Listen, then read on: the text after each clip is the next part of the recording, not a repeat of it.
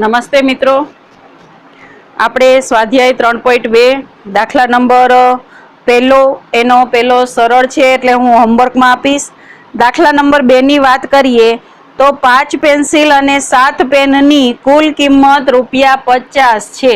તમે ત્યારથી જ કહી દેશો કે આગલા પ્રકરણમાં આપણે કર્યું હતું એમ બેટ અને દડાની કિંમત આપણે ધારી હતી એમ અહીંયા તમારે પેન્સિલ અને પેનની કિંમત ધારવી પડશે. તો અહીંયા મેં લખીને રાખ્યું છે કે ધારો કે એક પેન્સિલની કિંમત X રૂપિયા અને એક પેનની કિંમત Y રૂપિયા. તો બાળ મિત્રો, તમારું શરત એક પ્રમાણે વાક્ય આપ્યું છે કે 5 પેન્સિલ એટલે મેં લખ્યું 5X અને 7 પેન એટલે લખ્યું 7Y. એનો કુલ ટોટલ કેટલો થાય છે? ₹50 થાય છે, એટલે આ 50 લખ્યું. હવે એમાં જો હું X ને કરતા કરું તો શું થશે? તો X ને કરતા કરશું એટલે આ 7Y આ બાજુ ગયા એટલે 50 - 7Y અને X ની સાથે જે ગુણાકારમાં 5 છે એ છેદમાં જતા રહેશે. આમાં તમારે Y ની 2 કિંમત મૂકવાની થશે, જે આપણે સરળતા રહે એ માટે 5 અને 0 મૂકશું. એ જ રીતે બીજી શરત તમને એમ આપી છે કે તે જ કિંમતવાળી 7 પેન્સિલ એટલે હવે આમ થશે 7X + 5Y = 46 અને 5 પેનની કુલ કિંમત ₹46 છે. તો આવું થયું. આમાં પણ જો તમે X ને કરતા કરો તો આ 5Y આ બાજુ જતા રહ્યા એટલે 46 - 5Y અને 7 છેદમાં જશે. હવે આમાં Y ની આ 2 કિંમત મૂકશું અને આપણે દાખલો સોલ્વ કરીએ તો શું થશે? તો દાખલો સોલ્વ કરીએ. Y બરાબર આપણે પહેલા 5 મૂકીએ અને પછી Y બરાબર 0 મૂકશું. પહેલા Y બરાબર 5 મૂકો તો જુઓ 50 - 7 કૌંસમાં 5 અને છેદમાં 5. 7 × 5 = 35 થાય એટલે 50 - 35. 50 - 35 કરો તો કેટલા આવશે? 15. તો 15 છેદમાં 5 એટલે 5 તેરી 15 એટલે તમને 3 કિંમત મળી. એ જ રીતે જો 0 મૂકીએ તો બાળ મિત્રો શું થશે? તો કે 7 × 0 એટલે 0 ને 50 છેદમાં 5 એટલે શું આવી જશે? 10. તો અહીંયા હું કોષ્ટક દોરું છું જેમાં આપણે X અને Y ની કિંમત લખીએ. X ની 2 કિંમતો કઈ 3 અને 10, ત્યારે Y ની કિંમત 5 અને 0. એ જ રીતે આપણે અહીંયા ઉકેલીએ. પહેલા Y બરાબર 5 મૂકીએ તો અહીંયા જુઓ જોઈએ Y બરાબર 5 મૂકશું તો શું થશે? 46 - 5 કૌંસમાં Y એટલે 5 મૂકવાના અને છેદમાં 7. તો 46 - 25, 46 માંથી 25 જાય તો 21 આવશે એટલે 21 છેદમાં 7 એટલે કે શું આવશે? 3.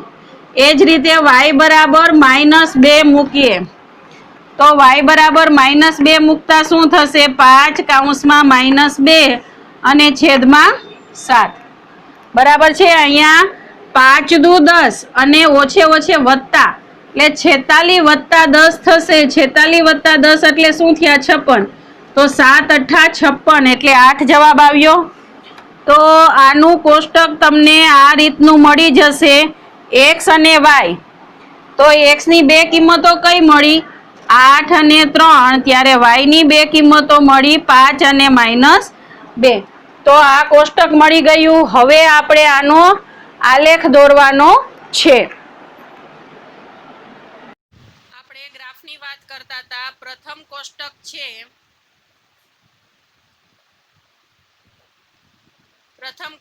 છે. એમાં 3 અને 5. તો હવે તમને X અક્ષ અને Y અક્ષ ઉપર તો બિંદુઓ દર્શાવેલા છે. પ્રથમ રેખા દોરવા માટે X અક્ષના 3 એટલે અહીંયા અને Y અક્ષના 5 એટલે આ. એ બંનેને જોઈન્ટ કરો તો 3 અને 5 આ પોઈન્ટ અહીંયા મળે. તો પ્રથમ પોઈન્ટ એ મળ્યું. બીજું 10 અને 0, X અક્ષના 10 અને Y અક્ષનું 0 છે એટલે અહીંયા મળશે. તો જે 2 પોઈન્ટ બતાવવાના થયા એ 1, 3 અને 5 અને 10 અને 0 અહીંયા બતાવી અને આ પહેલી રેખા દોરી નાખવાની. એ જ રીતે બીજી રેખા દોરવા માટે 3 અને 5 તો એ તો અહીંયા જ આવશે અને 8 અને -2 તો x અક્ષનું 8 અને y અક્ષનું -2 એટલે અહીંયા આવશે તો એમાંથી એ રેખા દોરી. તો આ રીતે બંને રેખાઓ ક્યાં છેદે છે? અહીંયા 3 અને 5 માં છેદે છે. તો 3 એટલે x અક્ષ થયો અને x એટલે આપણે શું ધાર્યું હતું? પેન્સિલની કિંમત. તો આમ એક પેન્સિલની કિંમત કેટલી થાય? 3 રૂપિયા થાય અને y એટલે આપણે પેનની કિંમત ધારી હતી તો પેનની કિંમત કેટલી થશે? 5 રૂપિયા થાય. તો આલેખ પરથી તમે આ રીતે જવાબ મેળવી શકો. હવે આના પછી તમારે યાદ રાખવાનું છે એ આ કોષ્ટક છે. તમને 2 સમીકરણો આપી દીધા હોય, દ્વિચલ સુરેખ સમીકરણો આપી દીધા હોય તો એના ઉકેલ કઈ રીતે મળે એ યાદ રાખવા માટે સરળ અહીંયા કોષ્ટક આપ્યું છે. એના ઉપરથી સ્વાધ્યાય 3.2 ના આપણે દાખલા કરવાના છીએ. જુઓ 2 સમીકરણ આપ્યા છે. પહેલા પોઈન્ટની હું વાત કરું તો તમારે a1 છેદમાં a2 પછી b1 છેદમાં b2 અને c1 છેદમાં c2. a1 છેદમાં a2 એટલે શું? x ના સહગુણકો. તો આ પહેલું સમીકરણ છે એનો સહગુણક 1 છે અને છેદમાં 3 એટલે 1 ના છેદમાં 3 આવ્યા. b એટલે y નો સહગુણક તો શું આવશે? -2 અને +4 એટલે આ લખ્યું. અને c એટલે આમાં અચળ પદ નથી એટલે 0 છેદમાં -20. તો આપણે એ સહગુણક લખી નાખીએ તો તમે જુઓ જોઈએ કે a1 અને a2 છે બરાબર નથી b1 અને b2. જો આવી રીતે x અને y ના સહગુણકોનો ગુણોત્તર સરખો ન આવે તો એ છેદતી રેખાઓ હોય. તમે આલેખ દોર્યા વગર પણ આ રીતે કહી શકો અને છેદતી રેખા હોય એટલે એક જ ઉકેલ હોય. એ જ રીતે બીજામાં તમે આ રીતે સહગુણકો મેળવશો તો જુઓ 2/4 આવ્યા, 3/6 ને આ સહગુણકોનો ગુણોત્તર લખ્યો છે. તો 2/4 એટલે 1/2 થાય, 3/6 એટલે 1/2 ને અહીંયા 1/2 થાય. મતલબ કે ત્રણેય ગુણોત્તરો કેવા આવ્યા? સમાન આવ્યા. અને ત્રણેય ગુણોત્તરો સમાન હોય તો એને શું કહેવાય? સમપાતી રેખા કહેવાય. સમપાતી રેખા એટલે માત્ર એક જ રેખા અને એના ઉકેલ કેવા હોય? અનંત ઉકેલ હોય. એ જ રીતે આવા સમીકરણ આપ્યા એમાં શું થશે? 1/2 બરાબર, પછી 2/4 બરાબર અને અચળ ગુણોત્તર એટલે -4/-12. તો 1/2 2/4 એટલે 1/2 એટલે આ બંને સરખા આવ્યા. પણ 4/12 એટલે શું આવશે? 1/3. તો અચળ પદનો ગુણોત્તર સમાન ન આવે તો એ સમાંતર રેખા હોય. x અને y ના સહગુણકોનો ગુણોત્તર સમાન હોય પણ અચળ પદનો ન હોય તો એ સમાંતર રેખા હોય અને એનો ઉકેલ મળે નહીં.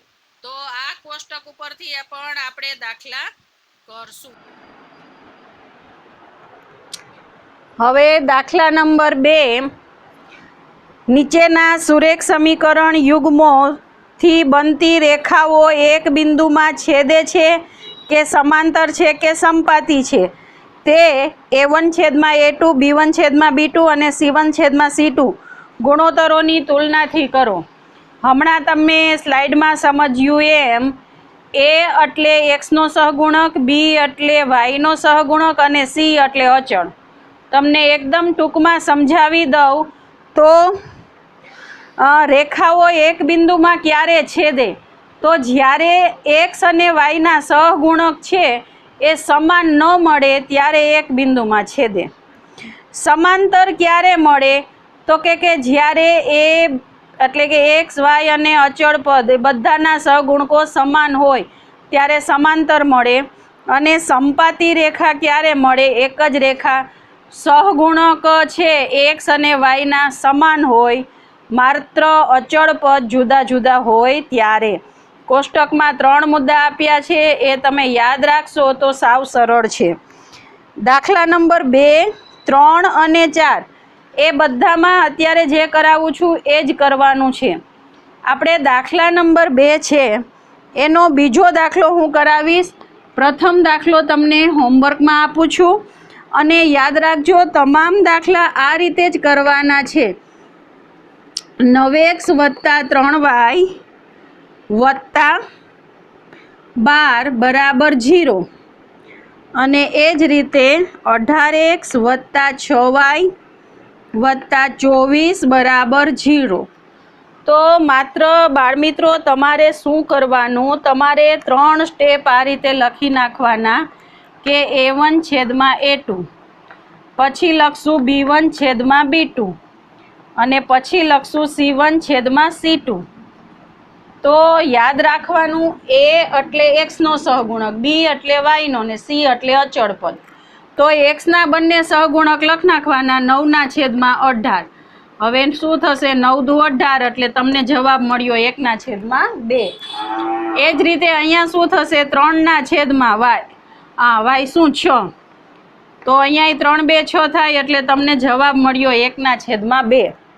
અને અહીંયા શું થશે, 12 ના છેદમાં 24, તો 12 દુ 24, તો ત્રણેય સહગુણકો કેવા મળ્યા, ગુણોત્તર એના સમાન મળ્યા. તો લખવાનું કે આમ A1 છેદમાં A2 બરાબર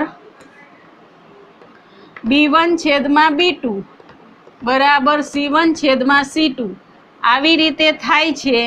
તેથી એ રેખાઓ કેવી મળશે, સમાંતર રેખાઓ મળે.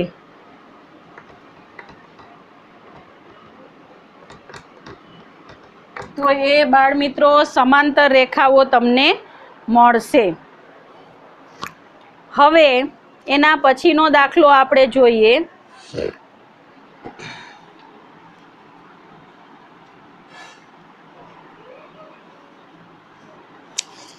આ 3 3 સમાન હોય, તમને હું અહીંયા ફરી સમજાવી દઉં. 3 3 સમાન હોય તો આપણે લખ્યું એમ કેવી રેખાઓ મળશે, સંપાતી રેખા, એટલે કે એક જ રેખા મળશે કારણ કે બંને સમાન છે. જો આ બંને સમાન નહીં હોય તો એક બિંદુમાં છેદે અને અચળ પદ જુદું હશે તો સમાંતર રેખાઓ મળશે. તો પહેલો અને ત્રીજો તમને હોમવર્કમાં આપું છું. દાખલા નંબર 3માં પણ આવું જ કંઈક છે. આપણે રકમ પહેલા વાંચીએ. દાખલા નંબર 3 છે, એમાં નીચેના સુરેખ સમીકરણ યુગ્મ સુસંગત છે કે સુસંગત નથી એ આ ગુણોત્તરની ચર્ચા કરી અને કિંમત શોધીને નક્કી કરવાનું છે. કહેવાનો મતલબ એમ કે અહીંયા કર્યું હતું એવું જ કરવાનું છે. જેનો 5 દાખલા છે, તમને પ્રેક્ટિસ થાય એટલે 4 હોમવર્કમાં આપીશ. હું 3જા નંબરનો દાખલો અહીંયા કરાવું છું. 3જા નંબરનો દાખલો તમને કાંઈક આ રીતે આપેલો છે, 3 ના છેદમાં 2 x વત્તા 5 ના છેદમાં 3y બરાબર 7 અને 9x ઓછા 10y બરાબર 14. તો ગુણોત્તર અહીંયા લખીને તૈયાર જ રાખ્યા છે, જેમાં તમારે માત્ર કિંમતો મૂકવાની થશે. A1 એટલે 3 ના છેદમાં 2 બરાબર, અને અંશનો છેદ છેદમાં જાય એટલે છેદમાં શું લખ્યા 9. અહીંયા પણ શું થશે, 5 ના છેદમાં 3 અને જે છેદ હતો એ -10. અને આને તમે આ બાજુ બદલશો તો માઇનસ થશે, ત્યાં રાખો તો 7 ના છેદમાં 14. ચાલો અહીંયા 3 તેરી 9 ઉડી જશે એટલે 1 ના છેદમાં 6 આવ્યું. અહીંયા 5 2 10 આવશે પણ કેવા આવશે, -1 ના છેદમાં 6. અને એ જ રીતે અહીંયા 7 2 14 એટલે 1 ના છેદમાં 2. તો આપણે લખવાનું, જુઓ તમને એ કોઈ સમાન મળ્યા, એ કોઈ સમાન મળ્યા નથી, એટલે તમારો જવાબ શું આવે, સુસંગત નથી. હવે દાખલા નંબર 4 છે. દાખલા નંબર 4 એની અંદર પણ આ જ બતાવવાનું છે કે નીચેના સમીકરણો સુસંગત છે કે સુસંગત નથી તે જણાવો. અને જો તે સુસંગત હોય એટલે કે તેનો એક ઉકેલ મળતો હોય, સંપાતી હોય કે સમાંતર હોય તો ભૌમિતિક રીતે તેનો ઉકેલ શોધો. તો એમાં 4 દાખલા આપ્યા છે, જેનો પ્રથમ દાખલો આપણે કરીએ ને ભૌમિતિક રીતે ઉકેલો એમ કીધું છે, એટલે આમાં તમારે આલેખ કરવાનો રહેશે. તો તેનો પહેલો દાખલો હું અહીંયા કરાવીશ. x વત્તા y બરાબર 5 અને બીજું આપ્યું છે 2x વત્તા 2y બરાબર 10. પ્રથમ તો આપણે સુસંગત છે કે નહીં એ શોધીએ. તો ફરી પાછું a1 છેદમાં a2 b1 છેદમાં b2 અને c1 છેદમાં c2 શોધીએ. તો 1 છેદમાં 2 અહીંયા પણ શું આવશે 1 છેદમાં 2 અને અચળ પદ 5 છેદમાં 10 1 છેદમાં 2. તો તેથી તમને શું મળ્યું a1 છેદમાં a2 બરાબર b1 છેદમાં b2 બરાબર c1 છેદમાં c2 અને 3 3 મળ્યા એટલે એ કેવી રેખા થશે સંપાતી રેખા. અને સંપાતી રેખાનો મતલબ શું કે એક જ રેખા મળશે. તો આનો તમારે ઉકેલ મેળવવાનો છે બાળ મિત્રો. તો ઉકેલ મેળવવા માટે આપણે કોઈ એક સમીકરણને આ રીતે ઉકેલશું.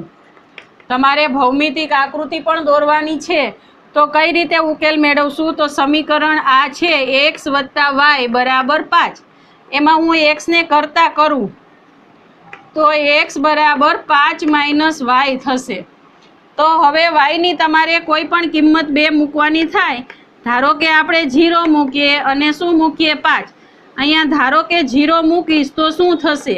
તો કે x બરાબર 5 ઓછા 0 તો તમને મળશે 5. અને એ જ રીતે x બરાબર y બરાબર 5 મૂકીએ તો જવાબ શું આવશે 0.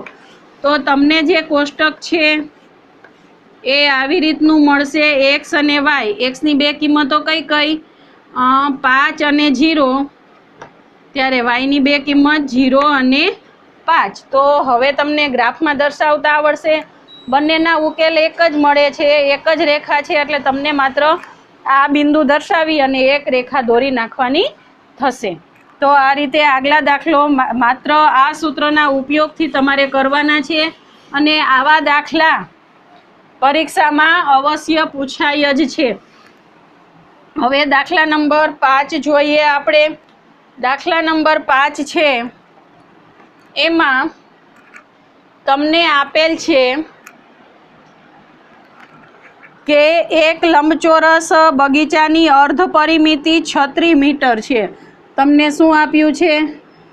લંબચોરસ બગીચો અને એની અર્ધ પરિમિતિ આપી દીધી છે અને તેની લંબાઈ તેની પહોળાઈ કરતાં 4 મીટર વધારે છે. તો બગીચાની બાજુઓના માપ શોધો. તો માપ શોધવાના છે. તો આપણે સૌપ્રથમ ધારી લઈએ કે ધારો કે લંબાઈ બરાબર x મીટર અને પહોળાઈ બરાબર y મીટર. હવે તમને શરત 1 મુજબ શું આપ્યું છે કે બગીચાની અર્ધ પરિમિતિ બરાબર શું થશે 1/2 કૌંસમાં લંબચોરસની પરિમિતિ. કારણ કે આપણે અર્ધ પરિમિતિ લેવાની છે એટલે છેદમાં મેં 2 લખ્યા. હવે અર્ધ પરિમિતિ તો તમને આપી દીધી છે 36 એટલે લખું અહીંયા 36 બરાબર 1/2 અને લંબચોરસની પરિમિતિનું સૂત્ર શું? તો 2 કૌંસમાં લંબાઈ વત્તા પહોળાઈ બરાબર લંબાઈ વત્તા પહોળાઈ આ પરિમિતિનું સૂત્ર છે. તો આ 2 નીકળી જશે. તો તમને x વત્તા y બરાબર શું મળશે? 36 મળશે. x વત્તા y બરાબર 36. હવે આપણે આનો ઉકેલ મેળવવાનો છે તો કોષ્ટક હું અહીંયા જ કરી નાખું. તો xને કરતાં કરશું એટલે શું થશે 36 માઇનસ y. તમે કહેશો કે yની 2 કિંમતો મૂકવી પડશે. તો yની આપણે 2 કિંમતો મૂકીએ આપણને સરળ પડે એ માટે 24 અને બીજી કિંમત મૂકીએ 12. ચાલો આની અંદર 24 હું મૂકીશ તો શું થશે x બરાબર 36 માઇનસ 24 તો જવાબ શું આવશે 12. અને એ જ રીતે અહીંયા x બરાબર શું થશે 36 માઇનસ 12 તો જવાબ આવશે 24. બે ઉલટ સુલટ જ જવાબ આવવાના છે. તો તમને કોષ્ટક જે મળ્યું એ આવું મળશે. એક્સ વાય બરાબર એક્સની બે કિંમતો કઈ 12 અને 24, ત્યારે વાયની કિંમતો 24 અને 12. અહીંયા હું આ સાફ કરી નાખું છું. પછી હવે બીજી શરત છે એના ઉપરથી સમીકરણ મેળવીએ. તો બીજી શરત શું આપી છે કે લંબાઈ તેની પહોળાઈ કરતાં 4 મીટર વધુ છે. લંબાઈ તેની પહોળાઈ કરતાં, તો લંબાઈ એટલે એક્સ, એ પહોળાઈ કરતાં એટલે વાય કરતાં 4 મીટર વધુ છે એટલે +4. ફરી પાછી આમાં આપણે કિંમતો મૂકી દઈએ. વાયની બે કિંમતો મૂકવી પડશે. તો વાયની બે કિંમતો મૂકીએ 4 અને બીજી કિંમત મૂકશું 20. તો અહીંયા કિંમત મૂકી દો તો શું મળશે? એક્સ બરાબર 4 + 4 એટલે 8 અને એક્સ બરાબર 20 + 4 એટલે શું મળશે? 24. તો તમને જે કોષ્ટક મળ્યું એ આ મુજબનું મળશે. એક્સ વાય, એક્સની બે કિંમતો 8 અને 24, વાયની બે કિંમતો 4 અને 20. તો આનો આપણે હવે શું કરવાનો રહેશે? ગ્રાફ દોરીએ એટલે તમને આનો ઉકેલ મળશે.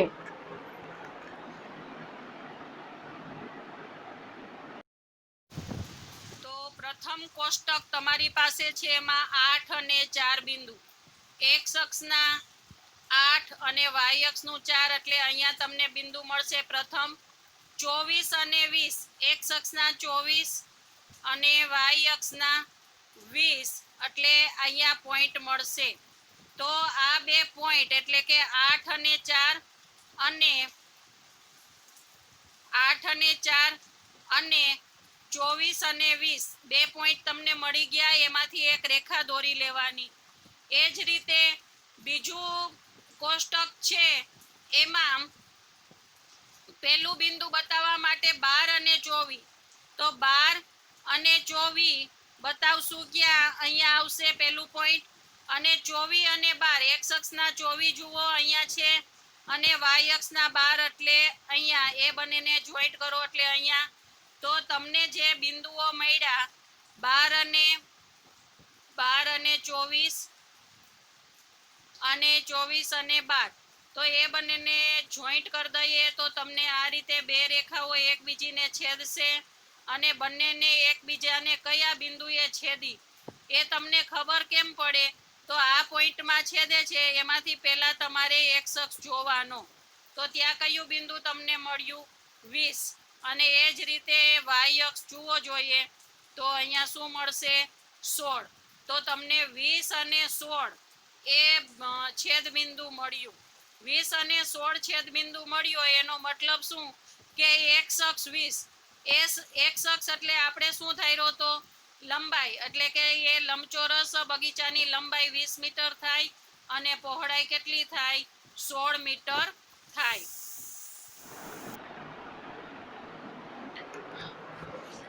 દાખલા નંબર 6 માં તમને એક સમીકરણ આપેલું છે 2x + 3y - 8 = 0. અને એવું બીજું દ્વિચલ સુરેખ સમીકરણ તમારે લખવાનું છે કે જેથી આપેલું છેદતી રેખા થાય, બીજું સમાંતર રેખાઓ હોય અને ત્રીજું સંપાતી રેખા હોય. તો બાળમિત્રો, આમાં માત્ર આપણી જે શરત છે એનું પાલન થાય એવી આ મૂકવાના. છેદતી રેખા માટે a1/a2 બરાબર b1/b2 ન થવા જોઈએ. તો કહેવાનો મતલબ શું કે આના જે સહગુણક છે એના કરતાં કંઈક જુદા સહગુણક લખી નાખીએ. તો શું લખી નાખીએ કે 3x + 4y + 5 = 0. તો આ પેલો છે એનો જવાબ તમને આ મળશે.